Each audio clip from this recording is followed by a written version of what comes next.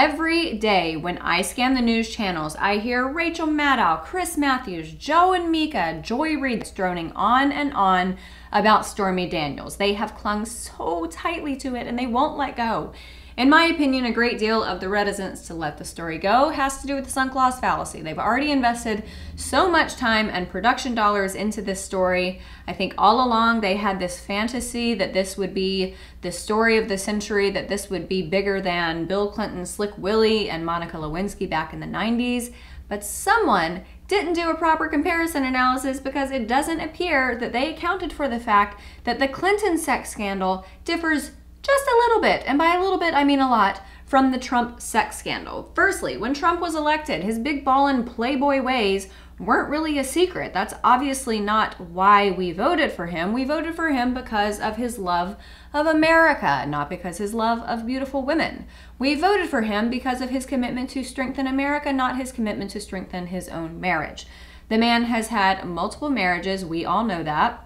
We knew that going into the election, and as undesirable as that playboy past life is, it's not integral in his presidency moving forward and making America great again. Also, as I've said before, Trump wasn't president when this happened, and it didn't happen in the Oval Office, and he didn't lie about it under oath, and it was consensual.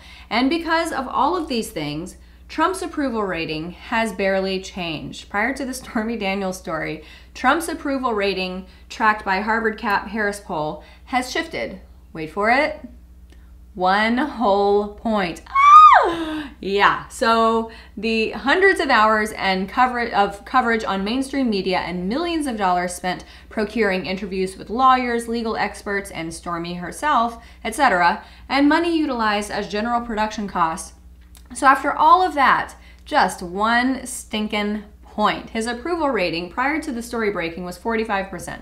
Considering everything he's been up against, all the enemy fire he's taken on a daily basis, 45% is pretty dang good. But his approval rating took a hit to the tune of 1 point, down to 44%. But that's still up 3 points since December, up. So he still got a net gain of 2 points. It's almost like it helped him. Actually, it did help him.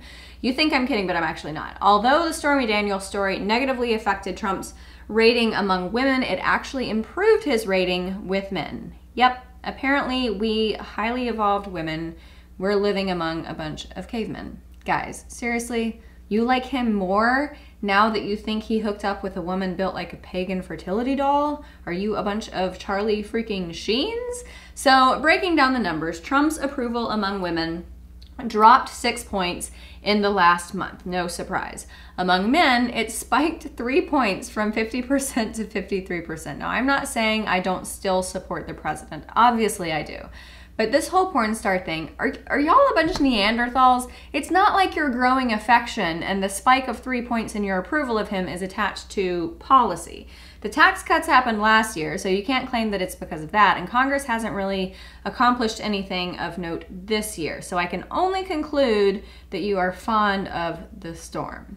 Look, after all of this media coverage and these allegations that may or may not be true, there lies one glaring fact. Bill Clinton paid Paula Jones an $850,000 settlement. Trump allegedly paid Stormy Daniels $130,000. If anything, this just proves once again who the best negotiator is. And when we're talking trade deals, military action, or anything else, frankly, I'd rather have Trump at the helm fighting for us. Thanks so much for watching. I'm Amanda Head for The Rebel. If you enjoyed my commentary and want to hear more from all of us over here at The Rebel, subscribe to our premium content at www.therebel.media/shows, and make sure you're following us on Facebook and Twitter. Also, download our new and awesome app for The Rebel Media on the App Store. Download it and you will have access to all of our latest videos and your favorite Rebel shows. Thanks so much for watching. I'm Amanda Head for The Rebel.